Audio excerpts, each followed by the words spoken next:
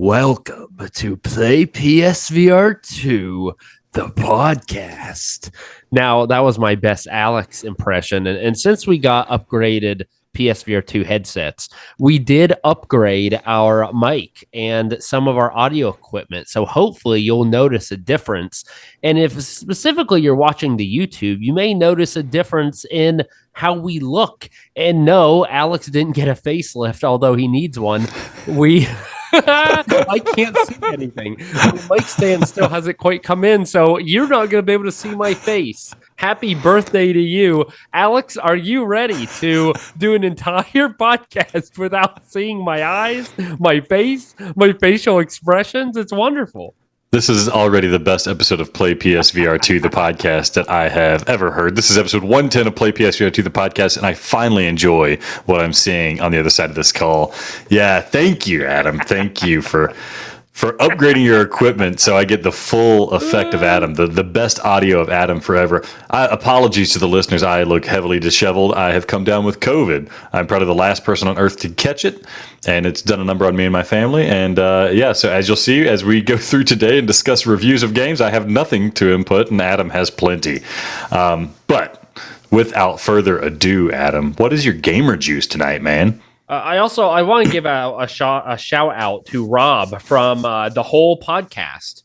It is VR podcast. He's the one who recommended this mic. I didn't know what he was doing. I knew I needed to upgrade it, and it's actually hilarious because once in a while, Alex, a while back, we tried something playing whole games or something like that, yeah, and we got a legal battle. Yet there's a podcast called The Whole Podcast, I guess, because there's no game hole in it. There's not a whole game in it. Yeah, that's right, Rob. You're very lucky. Do not ever name anything. Don't even say the word game hole. Otherwise, you're going to get slapped with a cease and desist from some Wisconsin lawyers.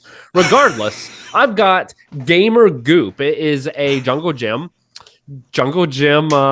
special here. It is. It's so disgusting and totally gross soda. It's Grange, grape and orange. It tastes pretty good, actually. Looks like it needs to be shaken because looks like there's some separation happening. It's darker in the middle. Maybe that's just because the bottle widens or something like that. I think it's my hand or something. Yeah, it's all light orange. Yeah, it tastes pretty good. It tastes like soda that's grape and orange.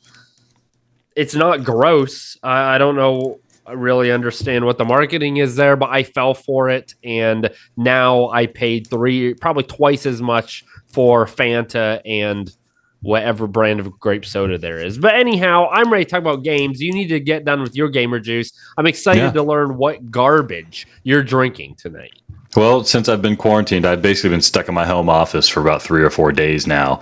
Able to sneak out when I can. I have black coffee, as you can expect. I can't go to a store and get anything special. So my gamer juice is black iced coffee and these Hall's cherry cough drops. If I need some extra flavor, I'm living the life, man. I'm living the life. I hope you listening. First of all, every time you unravel one of those, we can hear it big time. It's immersion. It's immersion. It is next level virtual reality, audio reality. And I just want you guys to realize we do this for you, the people. Alex is suffering through. I'm sure he would rather go to bed, but he won't let you down. He won't let my auntie down. And that, you have my respect, sir. Mm-hmm. That's all I have. That's literally the only thing I have. Well, that's sad. That's real sad. But what's not sad are the graphics on the PlayStation Virtual Reality 2. So the first thing I want to talk about is Kayak VR Mirage. So you have the game, Alex, but you haven't played it because you were going to let me play it, review it, try to convince you to move it up the line. Obviously, all of us have huge backlogs now because there's so many freaking games out here. Before I talk about my experience, what do you expect as someone who hasn't played it yet? What would you expect out of a kayak simulator? What would convince you to play the game? You've already bought it, but what would convince you to play it?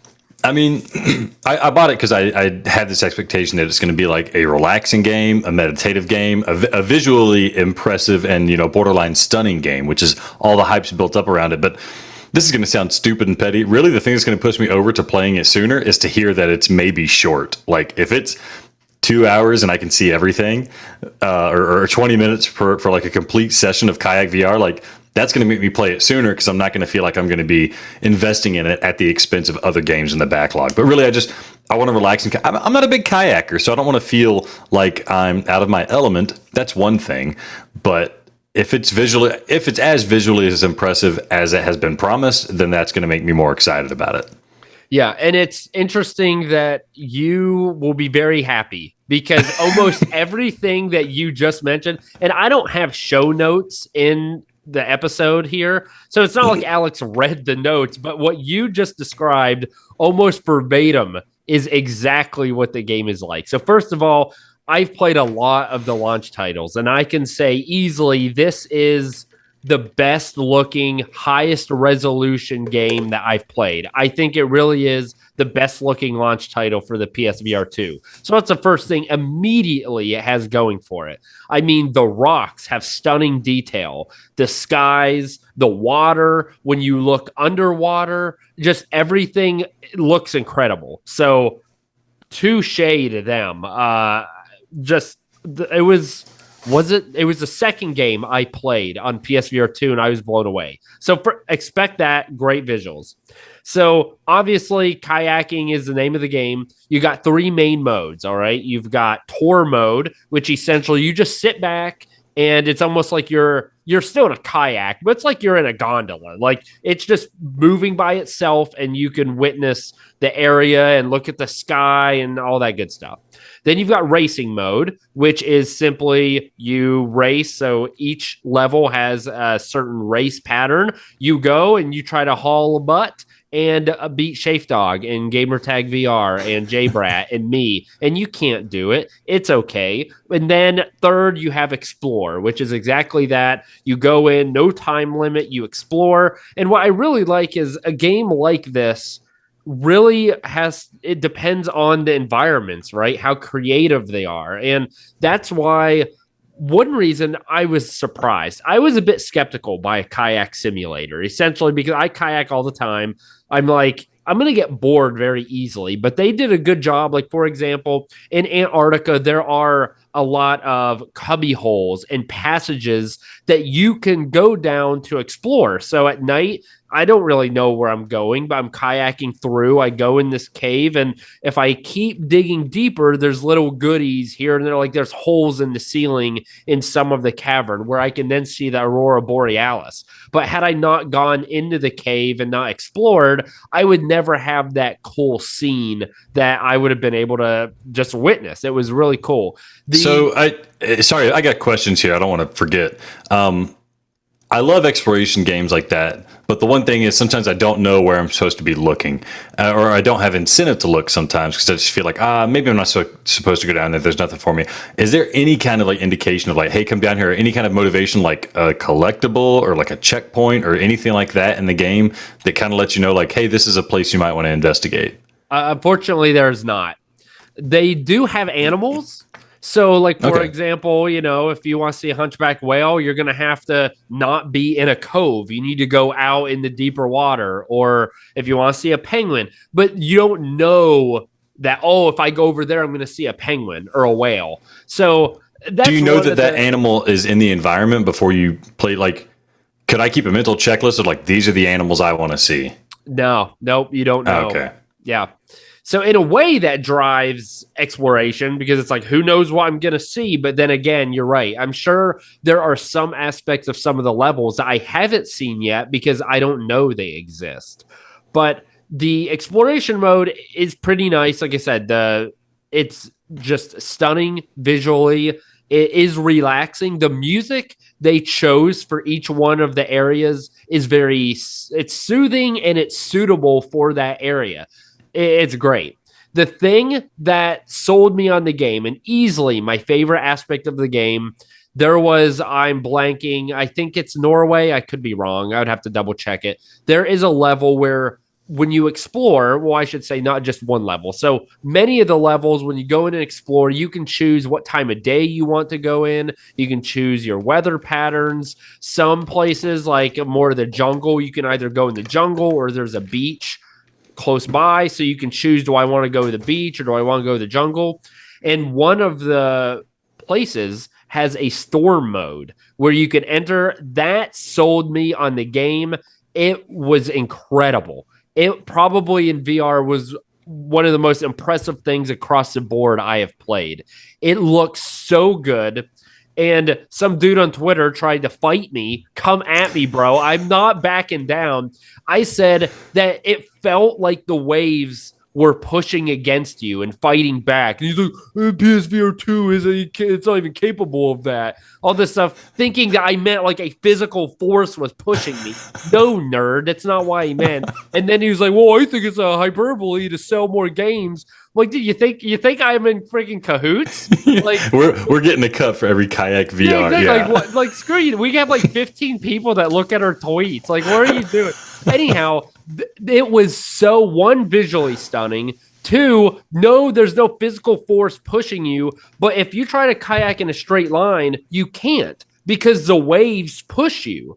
And so that, I mean, was so freaking neat. And when you're in there and you're immersed because of the graphics and the gameplay and the storm, and you see the lightning crash in the background, and you see the lighthouse a little in the distance, you're trying to get there, the waves are crashing against the rocks, you forget that you're in your living room, dry, you get immersed in it, and it looks so incredible. It almost fills you with a little bit of dread, as if you're really there and like, oh crap, I'm in it. I'm in a freaking kayak. Uh-oh. The waves are coming into the kayak. It's awesome. Really neat. I absolutely loved it. That, I can't tell you that's the first thing you should try, because that's like, sets the bar too high. That should be like the last thing you try if it's a short game. Right yeah. There. Yeah. So start with something. All of the experiences are really cool, but that was easily my favorite. It's a game that I'm really surprised. I was skeptical, like I said, for $23, $22.99 for a kayak simulator. I was like, yeah, but dude, it's worth it. It really would. I was very impressed. I think you will definitely like it. You've already purchased it. The music's good. It's very relaxing. The only thing that could even remotely be stressful is if you were dying to beat my time in race mode. And so I think you're going to like it. Last couple of things I want to mention. The game isn't perfect. You already mentioned one of the things that I would have really liked to seen some interaction.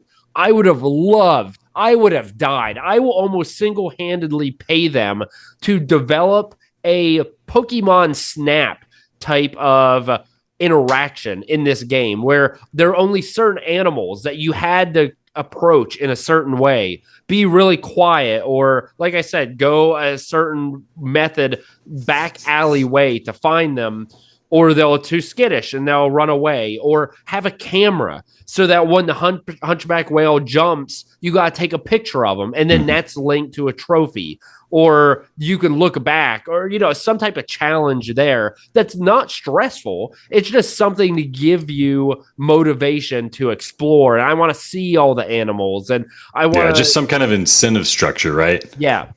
And this game would be perfect for it. It's so much better than any Pokemon Snap.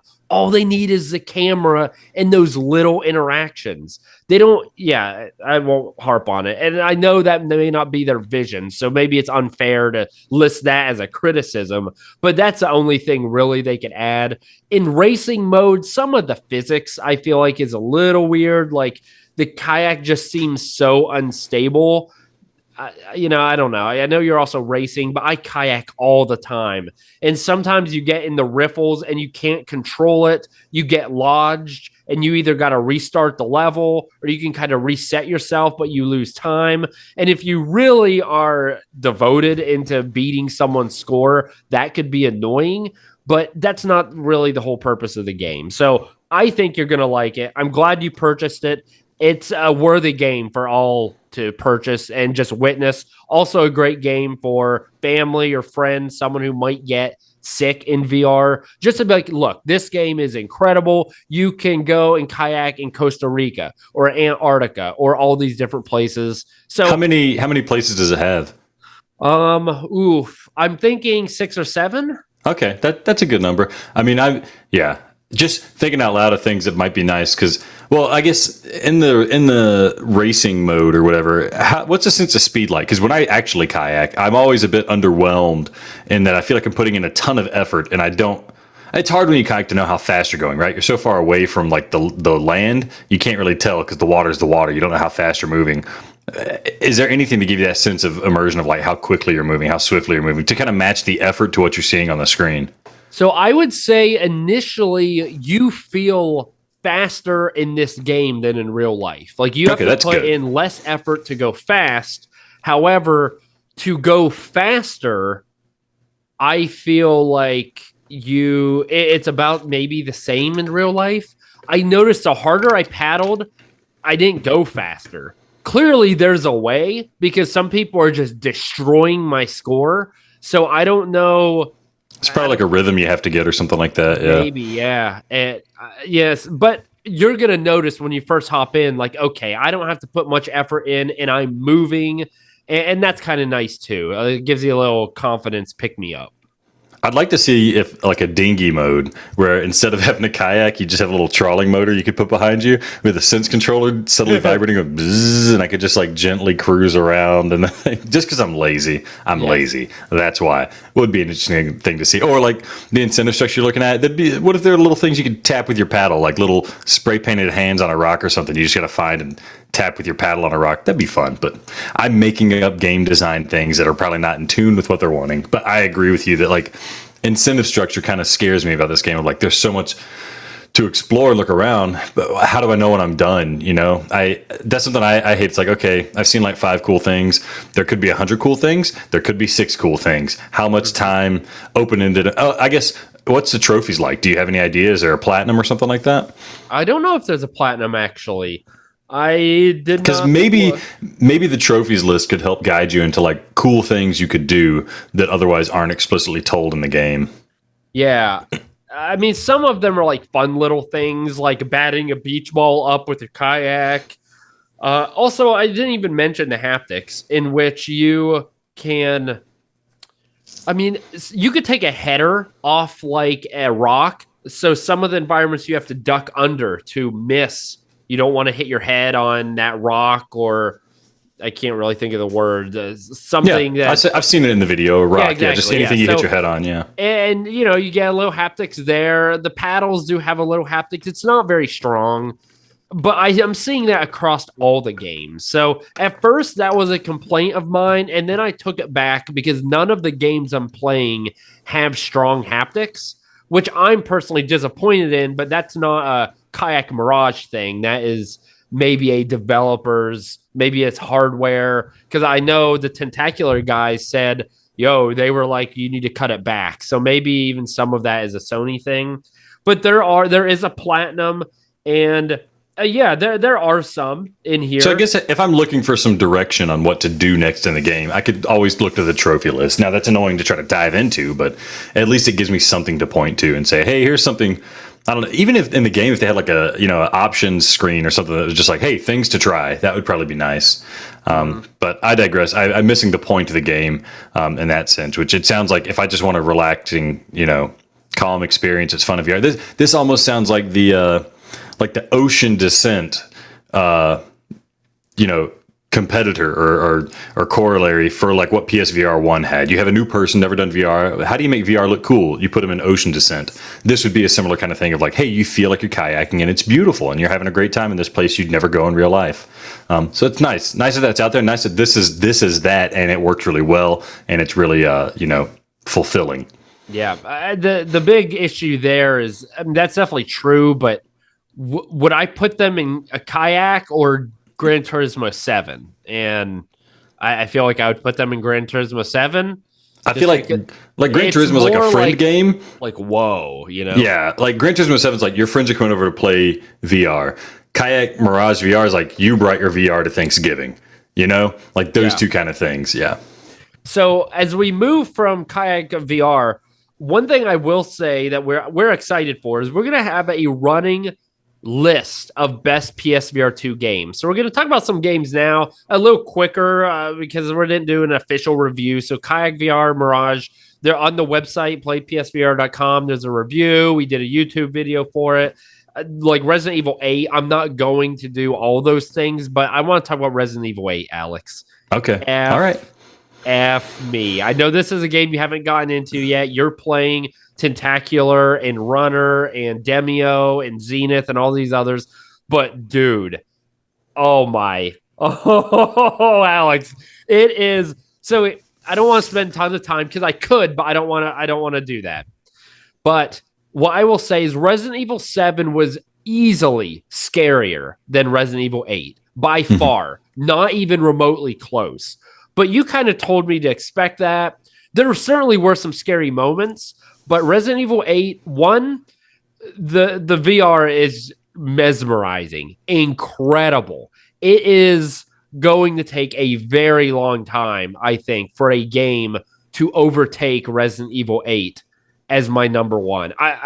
It's going to take another Resident Evil, or it's going to take a Persistence, or something like a third party out of the blue, really thinking outside the box gameplay to beat it. It's so good. So similar to Pavlov, you load ammo and shoot similarly, which again, at first I struggled with big time. You eventually get used to it. I loved the throwing aspect. I've never seen a game conquer throwing as well as Resident Evil has. I would say 50% of the game, I threw knives. I ran away and I threw knives, and it was. I saw that a lot. It was so accurate. Yeah. Is it because it's helping you out, you think, or is it because it just feels that natural? Because I saw it in Horizon. If I tried to like hit a really long shot in Horizon, the arrow would kind of correct itself and hit the target, which like, thank you. I'm not a professional archer and I'm doing professional archer stuff. But then I saw some videos on Reddit of people playing Resident Evil 8 and they were throwing knives like crazy and nailing these long shots. And I have to think there's some kind of stuff happening behind the scenes. Do you have any idea? I don't think there is. One, it's not eye tracking because I've tried it. I've thrown no-look knives. They go wherever I want, and I've hit enemies. So I know, even though my eyes are looking over here, I hit a dude over to the left. That was the first thought. And then I've thrown so many knives that some of them are close enough, but they don't count. They're too short. They're too long. That if it were assisting, it would have certainly moved it for me to hit the target, but I missed. And it's going exactly where I want it. And sometimes, when you throw, you realize, oh, I threw it too early or I held on to it too long. And when you notice you did that, the knife went where I would think it would go. It was short, or I threw it too far to the left. I think it really is just that good. I couldn't believe it, especially, with the Move controllers, we struggled so much in PSVR. And this was so good. And in Resident Evil, it's wonderful because obviously you want to conserve ammo. So if I can run away, one, it's really fun. I mean, to the point where I was borderline sweating, like my arm was sore. Like I had to take a break because I was throwing so many knives. The only disappointment with that is once you get 70% of the way in the game, they give you no way to upgrade the knife. So, I mean, you could throw 40 knives and kill the guy, but at some point it's not worth it, right? So that's a bit disappointing. Let me upgrade the knife. But that I absolutely loved. Tons of weapons, still a lot of collectibles. I really enjoyed the variety of gameplay. Like when you see all the trailers, I thought I was going to be in the castle with Big Booby Ruby most of the time. That was like a small portion of the game right off the bat. And there was so much after the fact. So that was incredible. And what's cool is that I'll give you a little, I'm not going to spoil anything, but essentially you're trying to find your daughter. And it's also linked to Resident Evil 7. One thing I would recommend is watch just a synopsis, a quick review. It starts with a synopsis, 7. I think. When you start the game, it gives you the option to watch a synopsis. Oh, it didn't me. Oh, I think I started the game in flat mode. I attempted to, and it was like, "Do you want to watch a recap of Resident Evil 7?" And I said, "No way, man. I know what's going on here." Well, I mean, I would because they're linked, and some of the stuff I forgot because I didn't remember Resident Evil 7. Anyhow, it just plot wise, nothing that'll ruin the game, and you'll get it. But so you're trying to find your daughter. You go. You thought it was in castle with Big Booby Ruby. You tackle the whole castle. That has the whole like kind of horror element and stuff in it. But then you need to go find other people, and each area, each person is hidden within an area with a different fright factor. So one was like in a factory, one was a big mansion with dolls, the other one was like in a swamp. And it was really neat how it just continuously changed the environment, kind of the gameplay. I mean, it was just, I could go on and on. I don't want to because we have other stuff to talk about. It was incredible. If you haven't played it, 100% you have to. It's like 20 freaking dollars on eBay. This, I'm just telling you right now, it's my number one game, and it's probably going to be there for a long time. I hope maybe I amped you up a little more, Alex, to play it. Dude, I'm telling you, it is. I couldn't get amped up more for it. Like, it's the reason I haven't touched it yet is just because it's like I got other stuff I got to play, and I know that this is what I want to focus on. How much time do you think you spent playing it to like do a main run through? I spent a decent amount of time trying to find collectibles. Not nowhere near platinuming it, but it took me like 11 and a half hours. Okay, that's a good chunk of a game. And in Resident Evil, that's pretty common, right? Somewhere between 10 and 15, I think, is a mainline Resident Evil first run through. And then, of course, there's speed running. There's more difficulty modes. I think you can do New Game Plus, right? So you could start again with all your upgraded, and you probably get unlockable stuff, all the typical Resident Evil stuff. So that's exciting. All that's there for you content-wise. My other concern was, I mean, this game was built as like a first-person shooter type game, like Resident Evil 7 was. But what we saw recently with Resident Evil 4, going to Resident Evil 4 VR on like MetaQuest 2, is the game was incredibly, like, stupidly easier in VR. Was this game really easy in VR? Does it seem like the VR components, you know, the ability to hold like a flashlight and a gun at the same time, or hold a knife and a gun and shoot and stab, did that make it way easy? What was the challenge like for you? No, I played on normal mode, and I would say it was the right difficulty for normal. I died maybe 6 to 8 times. Yeah. Most of those were on bosses, but it just did immersion so well. So, for example, when you are in an environment, you need the actual flashlight. So you open up your vest physically, you grab the flashlight, and with the L1 button, you have to hold it. And if you let go, you drop the flashlight in the game. So it's so cool to be in the environment. I feel like I'm holding a flashlight, and then I have my pistol in the other hand. It's so good. So I would play normal. I'm a normal guy, right? Like, I'm not going to play stuff on hard. I thought it was fitting for the difficulty that I chose. I don't think it made it maybe a little easier. I mean, I don't know, but I think it was fitting. And honestly, you're here to be immersed and enjoy the environment. So I would even rather be a little easier and let me enjoy it rather than always dying and being frustrated half the time because I can't find enough ammo or I can't figure out how to buy or kill a boss or a group of enemies. So, but you never felt the situation that like this being in VR, you're able to like cheese an enemy, or some things were maybe easier than they would have been if you were playing the flat version of the game? I don't think so. No. So Resident Evil 8, I already talked about Thumper. That was another game I kind of reviewed. I had a video on the YouTubes. Really good. I've already discussed it last week. I'm not going to get into it again. High level, fantastic game. $5. Do it. It's real good. I finally finished that. It's a hard son of a gun, I'll tell you what. So, Alex, it's time to rate these games because I've played enough of them that I feel good to rate these now. And I mean, I guess you can't give any feedback because you haven't played them yet. You're playing your own games. So guess what? I get the pick, baby. Yeah, let me explain this to the listeners. Here's what we're going to do. As we review games, we want to create the Play PSVR2 all-time rankings list. And so when we review a game, whoever's reviewing that game gets to choose where this lands on the list. So we're going to have an organic on our website, top 5, top 10 list. And it's just going to be a fun way for us to organize our thoughts on a game and kind of always know what's at the top and kind of make some judgment calls. Is this better or worse than, these other games that we've reviewed and played? So Adam has the fortune or the benefit of being the only one to review, had the time to do it. So he gets to rank Kayak VR, Resident Evil 8, and Thumper on our list. So it sounds pretty obvious, Adam, what number one is going to be. Actually, let's go game by game then. Kayak Mirage VR, or no, Resident Evil 8. That's your number one, right? We'll start there. It's got to be. I mean, okay.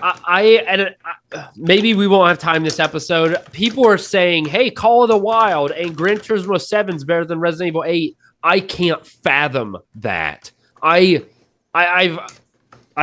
sorry. I can't. What game were you playing? I don't understand. Were you playing it in flat mode? Like a lot of people just don't play it because they're scared. Like they just flat out won't play it. A lot of real game reviewers never played Resident Evil 7 in VR and said PSVR had no good games, but they never played the best one. It always blew me away.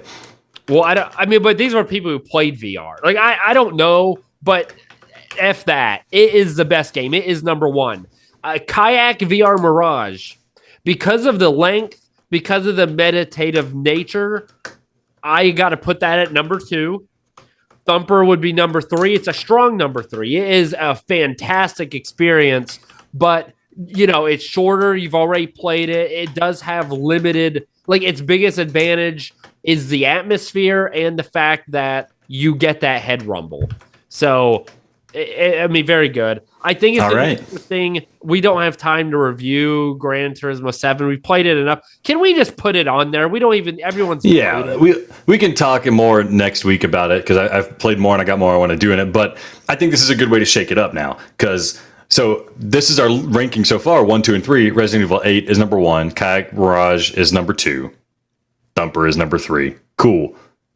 Where do we put Gran Turismo 7 now? I personally feel like it's going to be neck and neck between Resident Evil 8 and Gran Turismo 7, what the best game is going to be. You will be finding a new co-host if you put it above Resident Evil 8. So how about that?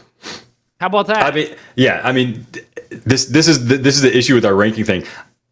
Because I know Resident Evil, because we think it's going to be neck and neck, and you obviously think Resident Evil 8 is better. I can see that they're probably going to be neck and neck, although I haven't played Resident Evil 8. I think for sure Gran Turismo 7 is going to be above Kayak VR in terms of our rankings here. So I think going ahead, jumping the gun, my pseudo review of Gran Turismo 7 is that it's better than Kayak VR Mirage, just in terms of how it seemed like you felt about Kayak versus how I feel about Gran Turismo, and just knowing how good this is going to be. So our list now is Gran Turismo 7.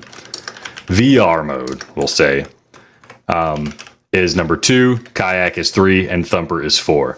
And this will be changing drastically as we review. It's going to be so great when some off-the-wall game comes out, 6 months from now that takes the number 2 spot from Gran Turismo 7 for whatever reason. It's going to be going to be stupid. It's going to be like Vertigo Home 2, and you're going to be like, it's number 2, and I'm going to hate you, and you're going to ruin it. And then all the fans are going to be like, this is so freaking stupid. I hate you guys. It is going to be, you know what I should have done? I should have said, put Kayak Mirage on the list first, and then made a post on Reddit about how that's the PSVR2 game for 2023. Game of the year, baby. Yeah. I should have. Oh my! And all those who have followed the podcast, that joke. But it's a shame. I really hope you don't freaking ruin this, Alex, because I think you will. And that's what makes these lists good, though, is when you have the personal touch. It's no fun if your list just matches, Open Critics list of the best VR games. But if they're the best, they should be the best. You shouldn't try to be unique. It is a objective, minorly subjective, what are the best games? And you're going to turn it into, I like Kayak or I like Cactus Joe, and it's free. That's the third best game on PSVR2. I'm more cognizant. I'm better. But reviews are all about the experience, right? It's how you feel about the game. Where would you put Rez on the list? Because let's do that. We both played it. Where's you going to put Rez? I need to do a full playthrough of Rez. I haven't had the chance to do it, Dude, and I want to play. No, you got to put it. It's number 5. No, I can't. We haven't done a review of Rez. I haven't played Area X and Rez yet. Dude, I've already written my Rez review. I reviewed it. It's number 5. It's worse than Thumper, and it's definitely not Listeners, Adam's new technology is going to his head. That duct tape microphone he's got there has got him thinking all wonky with all the fumes coming off going into his nose. We will discuss Res at a later date. We might get a third party person in here to moderate between us. No, you're wrong. The eye tracking doesn't work well. The haptics are weak. The head rumble is borderline non-existent. And if it weren't for Area X, it would have been a total flop. So listen to this guy. Listen how quickly he changes. They didn't do anything. It's a waste of $10. I'm telling, and you know I love Res. It's my favorite game for a long time. But you can't. We're doing it for the people, and we got to be honest. You're letting your nostalgia and your love for Mitsuguchi blind you, Alex. It's number 5 on our list. We are one episode into this list and we're already at an impasse. I don't like it. We're not putting it at 5 because it wasn't on the script today to talk about Res. I'm not prepared to defend it. Okay, well then we'll wait till next week, and when we review Runner and Demio, it won't be on the list at all. Okay, Adam, you gave it away. What games are we reviewing next? I'm finishing up Tentacular. I want to give that a full playthrough because I feel like I'm not going to be able to, talk about that game until I've finished it completely. You've played Runner. Admittedly, it's a short game. I'm going to play it too, so it should be easy for me to finish as well. Interesting note about Runner. They just announced that they're going to have more content coming out soon in the vein of a multiplayer mode where one player plays with a DualSense looking on the social screen. It's a third-person motorcycle game. They are only driving the motorcycle, and the VR person is only shooting, which brings me back to the arcade days playing an old game called Lucky and Wild where one guy was driving and one guy was shooting the light guns. Freaking loved it. So I'm super excited about that. That's what I call Friday nights at your parents' house. Lucky and Wild. Great. Yeah. Wait, who's driving and who's shooting? Oh, we're not driving and shooting, though. Okay. And Adam and I... I'm just saying, Runner, the game has some big flaws, maybe some resource deficiencies, but holy crap, they sold me on this run and gun in VR. Holy crap, dude. Is it fun? It has some issues, but if you put that into a AAA title, that same content, holy crap. You're talking about Game of the Year right there. It is so freaking fun. Every game for his Game of the Year for Adam. I love it. Dude, what is there a video game series where you do that? Like you're on a motorcycle and you're shooting people, or like Grand Theft Auto or something like that, but nothing dedicated. There was a game called Spy Hunter. You weren't on a motorcycle, you were in a car, but the car had guns that would pop out. And so you were driving down a highway, so you had to navigate, and there'd be like helicopters flying at you and other car stuff, and you'd have to like shoot them and shoot traps so you could go off ramps. It was super fun. They never really did much with the series. I'd love to see a VR version, which it sounds like this is doing that similar kind of thing. We'll talk about Runner next week. Let me close out this segment. We can come back. We can talk about our impressions of Demio unless you want to save that for the review next week. But yeah, stay tuned and we will hit you guys after the break.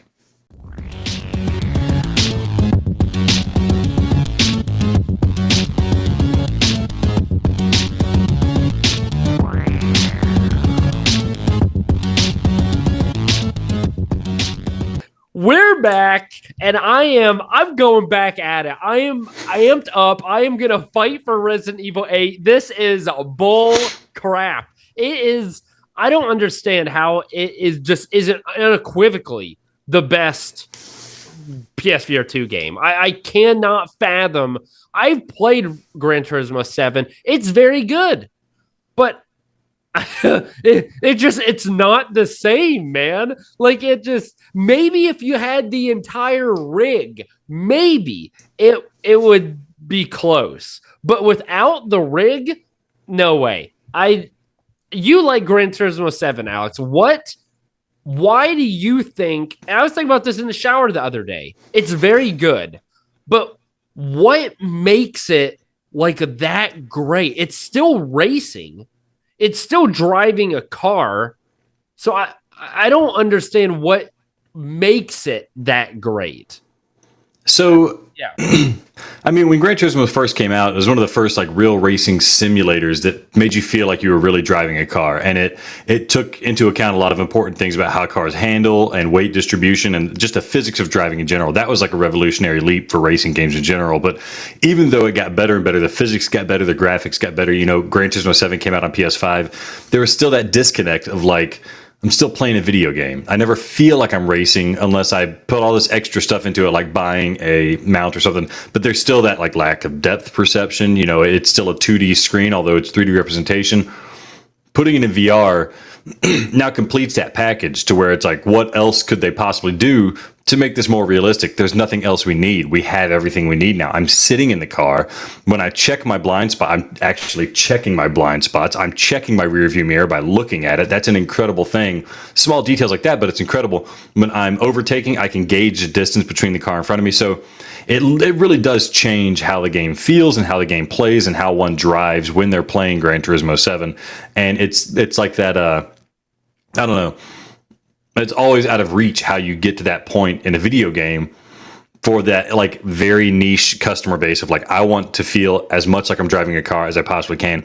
And it changes a lot. It changes how I appreciate cars in real life. I'm driving down the road now and I'm seeing a car that I saw in Gran Turismo 7 that before playing Gran Turismo 7, I wouldn't bat an eye at. But now I see a Civic Coupe that looks mildly like racist. And I'm like, man, that's a cool car. I want to get behind the wheel of that car. And it changes how I view the world. So I don't think that all that says that it makes it better than Resident Evil 8, but that's what Gran Turismo 7 is doing in VR. Is it's, you know, bringing everything around, putting everything together in this ultimate racing package that everybody's always wanted, and it's always had that little bit missing. And this little bit ends up being a huge difference to the racing game genre. Now, here's my issue with it, though. I would admit, I'm not a racing game enthusiast. You know, I enjoy, and I really do appreciate Gran Turismo 7. I'm not trying to crap on it, but you're still looking ahead. It's not like you can, like you drive all the time. Yeah, you get to look in your rear view mirrors and check in your blind spot, but for the most part, you're looking ahead. And maybe that's why you're so bad at it, is because you're just looking ahead. No, that is not why I'm bad at it.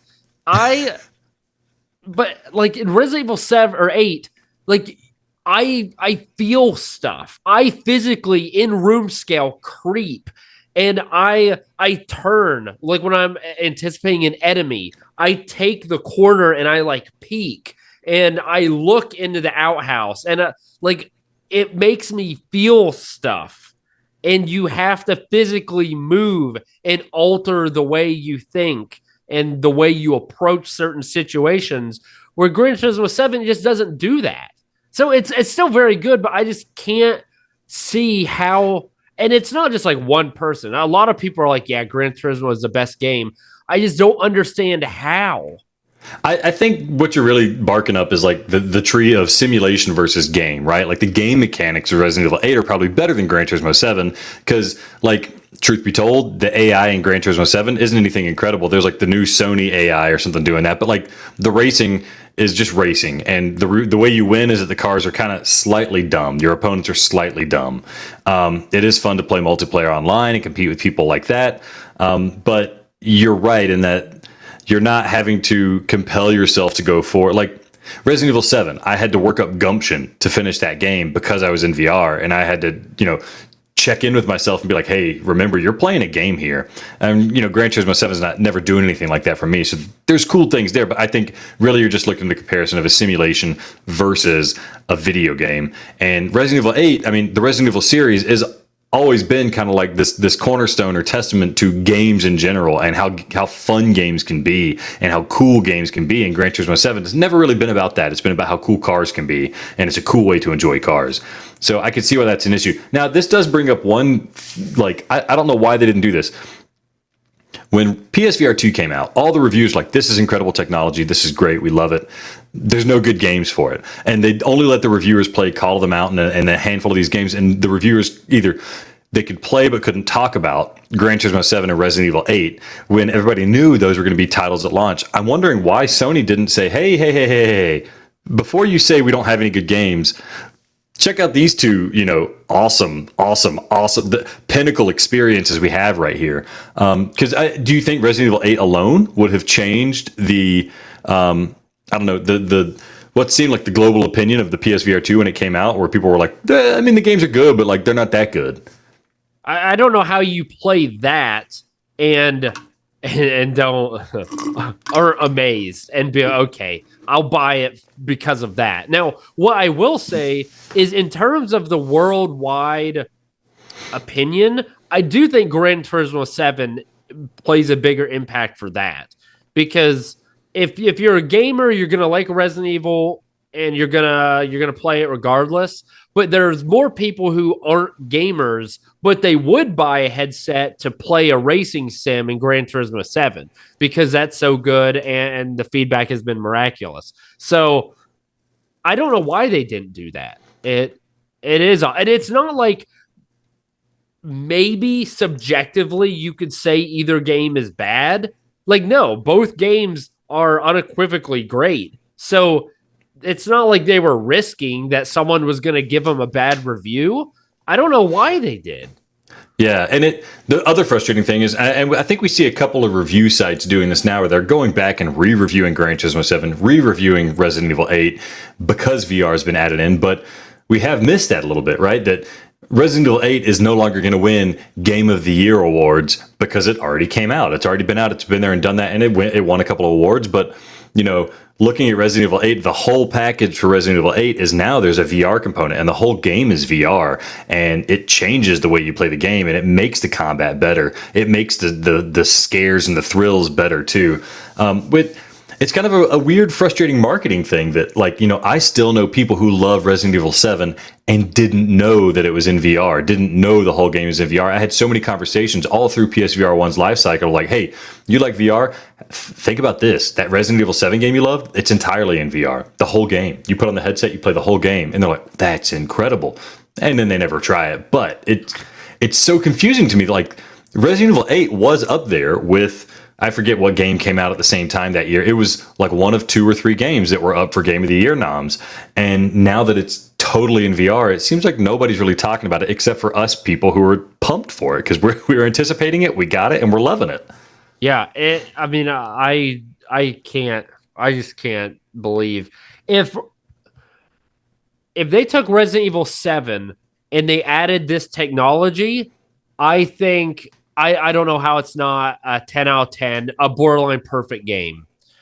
Just Resident Evil 7 is better than Resident Evil 8 in my opinion, but that's the game. It's not the technology. Technology was used great. I don't know. A bit disappointing there, but I guess it is what it is. To move forward, I will just say this: the one hope then is that maybe Resident Evil 4. They keep dancing around this VR mode, but it's not super confirmed if it's going to be the entire game in VR or if it's going to be like a subset of the game in VR. For what it's worth, Resident Evil 8, when you go in VR, it says VR mode. Okay, so here's the thing. If Resident Evil 4, which people are already expecting to be like the best ever Resident Evil game to come out, if the VR mode is the entire game in VR, then we might finally get our comeuppance of like, hey, this is how cool VR is. This is what makes PSVR2 worth purchasing, that all these casual gamers will now think, my favorite game that's going to be coming out this generation is totally in VR. I should probably do that. I mean, imagine if, your first time playing Nier, you started playing Nier, you were loving Nier, and then you realized, you know what? If I ponied up the cash, I love this game. If I ponied up the cash, I could be playing the whole thing in VR, and it would be the best way of playing this game ever. That kind of stuff out there is what's going to be selling headsets for Sony. So I really hope it's the full version for Resident Evil 4. Everybody seems to think that, but everybody also seemed to think that Half-Life Alyx was coming out, and we haven't heard crap about that. So did you have me play Resident Evil 2 or 4 on flat mode? You played 2 on flat mode, yeah. 2 sucked. Stupid. So okay, well, we'll see how it goes. I have a couple little, they're not airing grievances. Couple things that's bothered me in a few games I've played. I don't know why it's so difficult to add settings for the difficulty, but I've run across like 3 games now where there's no difficulty settings and the game is infuriatingly difficult. Like the first one, Demio. I've played by myself. I've played with other multiplayer people. I haven't played with you and Jay Brat and Shafe and Will yet. You know, supposedly they're gods at the game. So I haven't played with them yet. But I've probably played 8 matches with different people, different styles, and I can get to the last. There's like 3 levels in each match, and the last level you fight a boss. I can get to the boss, but one time I got to the point where I got the boss halfway dead and then died. Like, why is there not a difficulty setting, and why does it have to be so freaking difficult? You shouldn't have to play 15 games or play with people who've been playing for so long in a very specific strategy to win. That's annoying. I don't want you to even refute this, Alex. I'm just saying it's annoying me. Runner is another game like that. Runner is, holy crap, dude. I was blown away. I'm going to be honest. I wasn't expecting much. The first 5 minutes, I was like, oh my. Like, this is my number 2 game for PSVR2. Incredible. Like, being on a motorcycle, having dual wielding guns, shooting while you're flying down the interstate. There's some things they need to fix. We'll talk about it next week, but it was awesome. But one, the tutorial sucked balls. There's no difficulty setting, and you don't know what the F you're doing. The game is just too hard. When you get to a boss, boom, you're boned. You're dying minimum 8 to 10 times before you, one, even realize what you're supposed to do, and 2, are actually able to do it. Like, it's infuriatingly difficult. Like, why? Why are these games not having difficulty settings? Maybe it is an airing a grievance. It's not like a crazy one that I'm super amped up about, but it's very annoying and it ruins the experience. If you gave me Runner and you know what? I will go to the extreme. You gave me Runner and you had a I can't die mode and I just gone and shot enemies, I would have the time of my mother frickin' life. You could put leeches on my ball sack and I wouldn't care. I'd be having so much fun. Like, it is that wild. But it's ruined when I have to fight a freaking boss 8 times and I keep dying over and over because I don't know what to do. Like, why? And I mean, I understand, okay, we want to make the games challenging. Song in the Smoke. I started it. I didn't make it through the effing demo before I died. So that does have difficulty modes.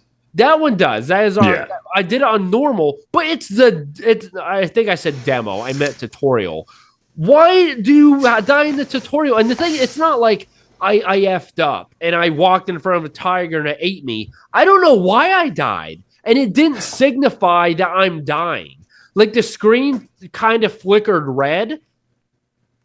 But I didn't see health. I don't know why I died. Nothing attacked me. Did I die of hunger? Did something attack me from behind? You gotta check your wrist or something, don't you? I mean, there's something, but I don't know how. Like, never should that happen. And in that a tutorial, game, I guess, is going to be hard as balls too, and I'm going to have to probably drop it down to easier. Otherwise, I'm going to get infuriated. Just like, but that's fine. It has levels. I don't understand why these games like Demio. Give me a reason. Why does Demio not have a difficulty level? Demio, I don't know. I think the difficulty is based on the maps that you choose. So maybe when you play multiplayer, you're playing more advanced maps, more advanced arenas. The very first FN1. Okay. I agree. It maybe should have a softer introduction, like just something that you can almost no-brain win just so you can figure out how the game works. That would make more sense to me.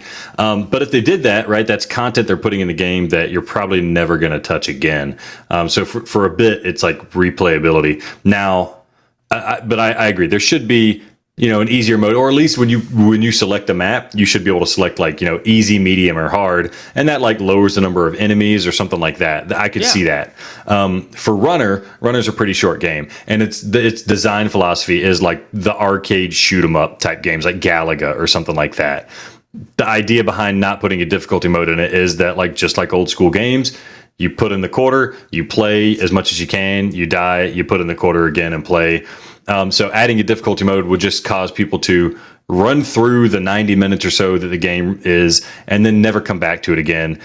Having this difficulty, forcing you to retry and replay, really gets you into the flow of the game of okay, I'm going to memorize where these guys come from. I'm going to get the best score, stuff like that.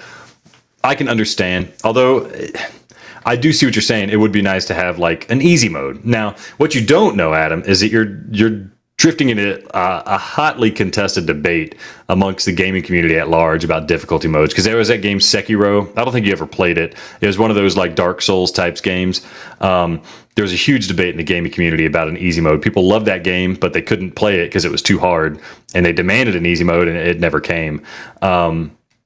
And it was I personally think there should always be an easy mode in a game, just because, like you said, I don't have time to invest and perfect every game I want to play, but I still want to see all of the game that I'm playing.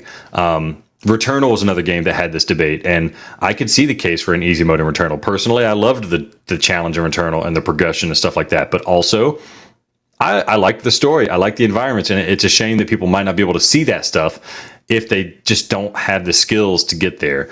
I think I agree with you, Adam. There should be difficulty settings in almost every game, because sometimes I want to experience Runner. I want to see all that Runner has to offer, and if I really want to challenge myself and I have the time, I'll do it. But I'd also like to be able to just shut off my brain, drive through Tokyo on a motorcycle, and shoot down helicopters. That'd be so fun. Yeah, I think so. A lot of games are good. Like Resident Evil 8, you can even change, and I know a lot of games do this, it's not unique to them, but you can change the difficulty mid-game. So it even asked me, when I kept, there was a boss I kept dying at in Resident Evil 8, it was like, hey, after I think maybe the second time you die, it's like, do you want to change the difficulty? I mean, I didn't do it, but it's nice because, for example, Final Fantasy Stranger of Paradise, I played the whole game in, I don't remember, they're probably still medium or whatever. Chaos mode, right? And then the last boss was just like, F me. I couldn't beat him. And I was getting frustrated. And I was like, I'm not going to finish the game because I'm not going to waste 4 hours perfecting being able to kill this guy. And so I dropped it down to easy. That's the only boss. The only time I dropped it to easy, I beat him. I got to see the remaining game. It's an incredible game. So glad they allowed to do it.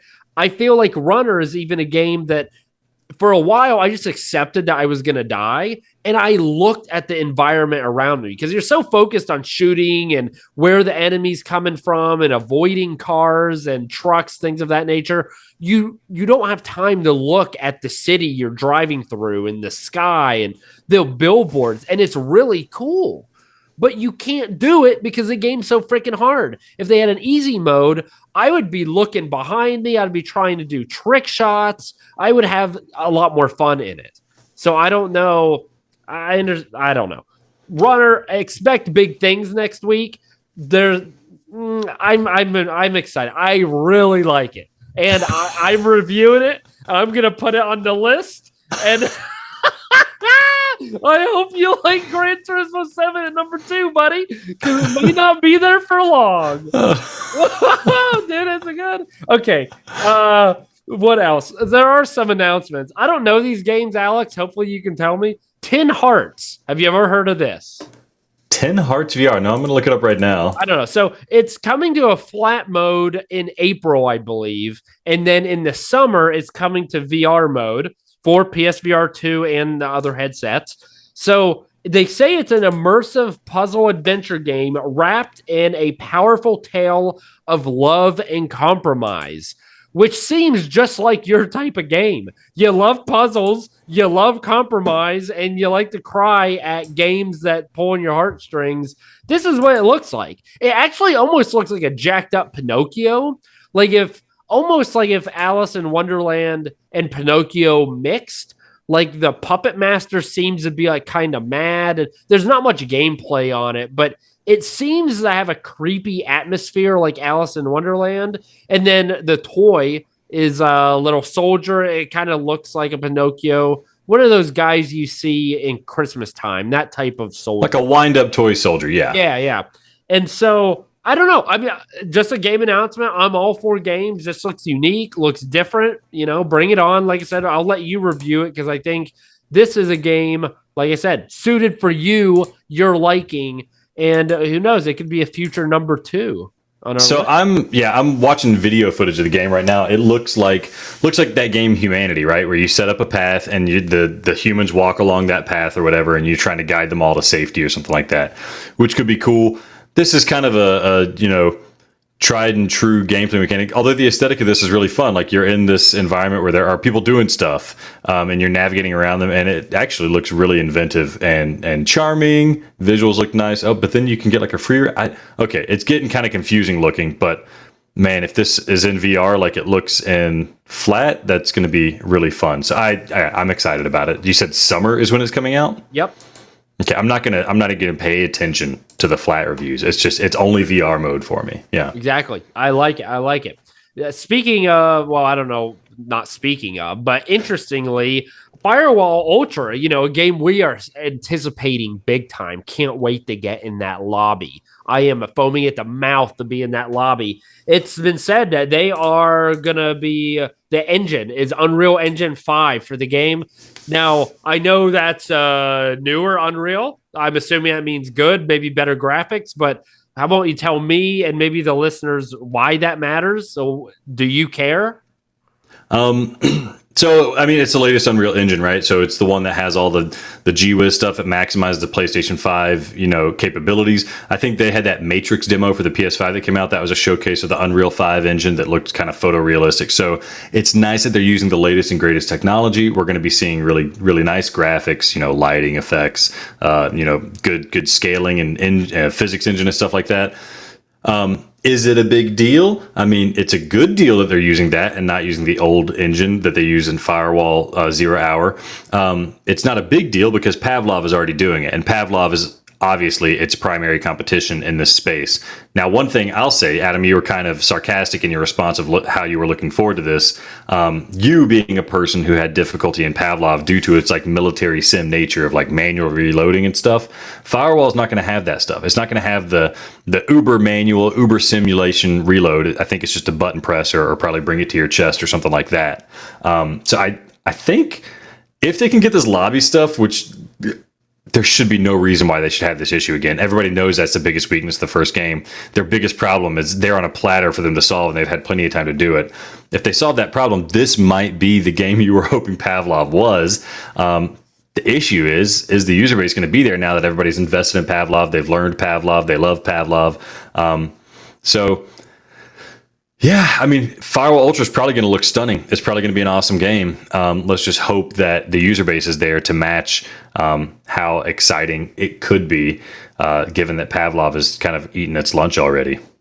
So let's assume that because they're using Unreal Engine 5, that is the reason for the delay of Firewall Ultra, the release.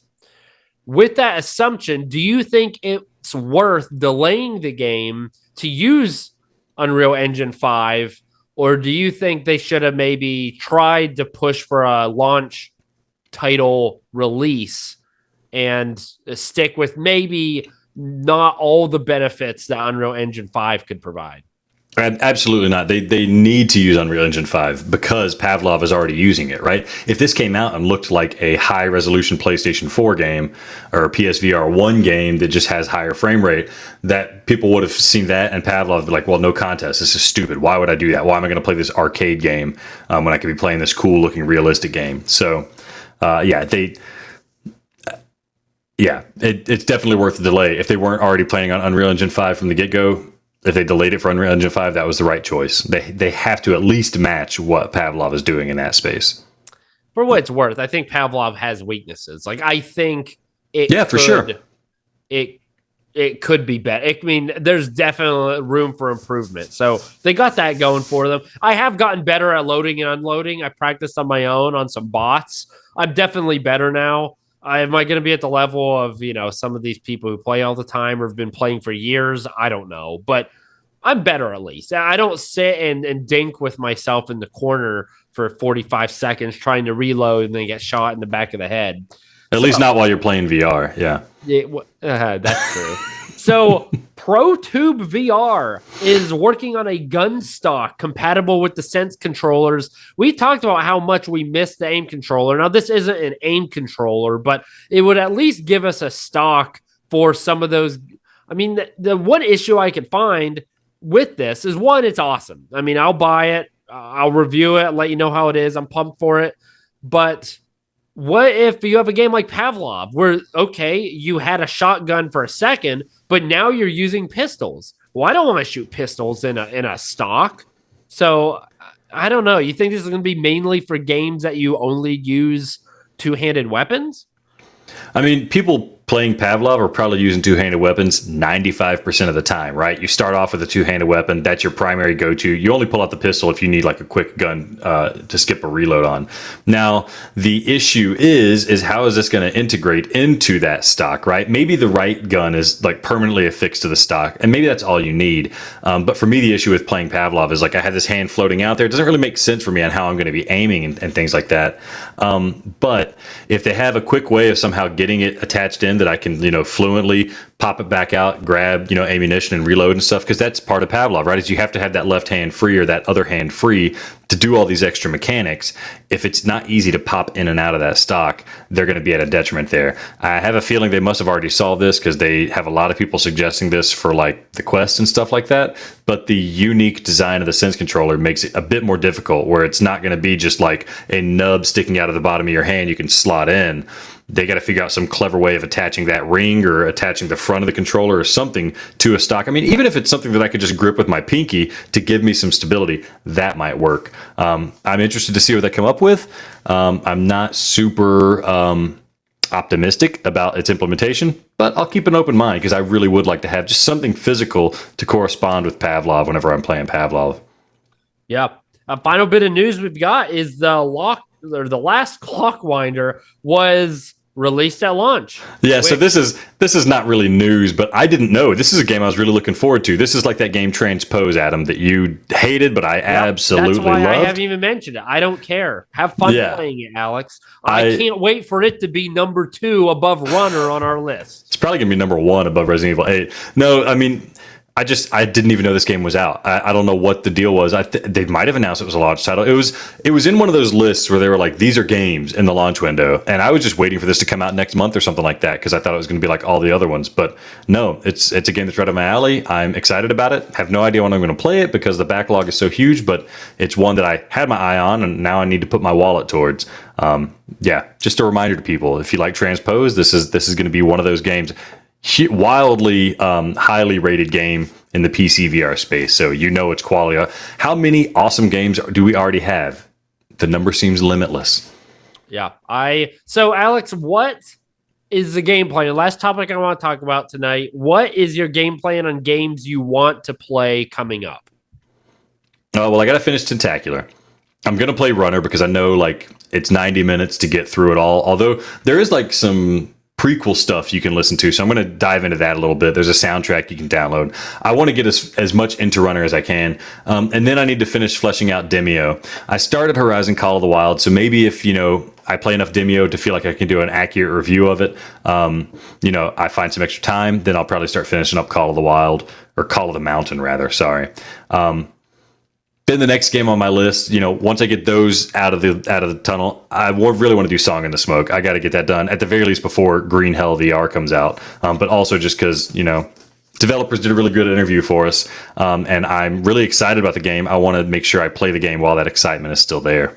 Yeah, no doubt. I think I have a bit more freedom because I have a bit more free time to knock out some of these. So I'm going to finish Runner. I'm excited for Before Your Eyes. So I'm going to play that when it comes out. I'm still considering Puzzling Places. I like puzzles. I've heard so many good things about it. It seems like there's a post on Reddit, every couple of days like, hey, I didn't think this would be good. It turns out it's awesome. So I'm intrigued by it. I just don't think I'm ever going to get around to it. Yeah. You need like a 2-month window where there's no games that come out. Yeah. Eventually it'll happen. It just may be a year and a half down the road. Yeah, so those are on my immediate. I want to play. I certainly need to play through Song in the Smoke. I've come to a point where like a lot of the games, like Demio, like Gran Turismo 7. I know we get some flack here. Like I think they're cool, but I don't necessarily have fun playing them. Whereas like Resident Evil 8, I had fun playing it, And sometimes these smaller games are you actually have like Pavlov. I actually have fun playing that, even when I'm not playing with the people I know. If I'm in a random group, or even if I'm playing with bots, like I still have fun playing that. So I need to find these games, and sadly, just some of them they just aren't that fun. Like they're really impressive, they're really immersive, they're great, but they're not fun. I want to find those fun games, and I think that's why I'm so blown away by Runner. Is because if I'm being honest, I didn't have any expectations or low expectations, and that it's actually fun, and there's something to it, dude. So I'm gonna be looking for them games. You should play Cactus Cowboy. It's got rave reviews. It's free. And the guy developing it, one man dude, he made a game that's really fun, and he's making another game coming out at some point. He doesn't know what he's going to charge for it yet, but that's a dive in. It's not going to hurt anything. But that fun factor you're talking about that, isn't a huge game like Gran Turismo 7, that's why I dove on Light Brigade, and unfortunately haven't been able to touch it. But that's one of those games where it's just like I bought that because that looked just straight up fun. So that's one I certainly want to get around to. I mean, I'm looking again at the list of games. Moss Book 1 and 2, got to play that. Pistol Whip, got to play that. Even Drums Rock looks like it would be a fun it does. drumming, simulator, rock band type game that I want to get to. And Adam, here's the thing waiting for you. It's going to be hitting before you know it. Switchback VR. You got like 2 weeks. Yeah, I'm waiting. I mean, that's a day one play. I was going to play it first on the PSVR2 after Res. So, yeah, I'm waiting for that pop. Of course, I'm not expecting that to be a big game. In my opinion, I'm going to settle in on a Friday night or maybe a Saturday night, start at like 6, cancel all my plans, and I'm going to binge it and beat it in one go. That's my plan. And then see that Bob Washington has tripled your score. Freaking Bob effing Washington. Oh, well, that's it, Adam. You got anything else you want to say? I don't. Thank you for being here, man. Thank you for being there, listeners. Yeah. I can't hear you, I can't see you, but I feel you. He can smell you for sure. All right. Well, thank you for listening to episode 110 of Play PSVR 2, the podcast. Get hyped for Resident Evil 8, relax in Kayak VR, and get thumped in Thumper while we burn through this backlog and prepare reviews for you next week as well. And maybe your auntie tried Kayak VR, you had her play it and she wants to get a bit more wet and wild. Make sure she listens. Have her subscribe to us on YouTube or subscribe on iTunes. Or you know what? Give us a little bit of a heart on Spotify. Whatever it takes, we need her to hear what we have for her and what we have for you. And if she or you have something for us, go ahead and hit us up. Hit us up in the comments on YouTube. Hit us up with a review on iTunes, or go ahead and hit us up via email. We are contact@playpsvr.com. And with that said, for Adam, I am Alex, and this has been Play PSVR2, the podcast, where virtual reality is our reality.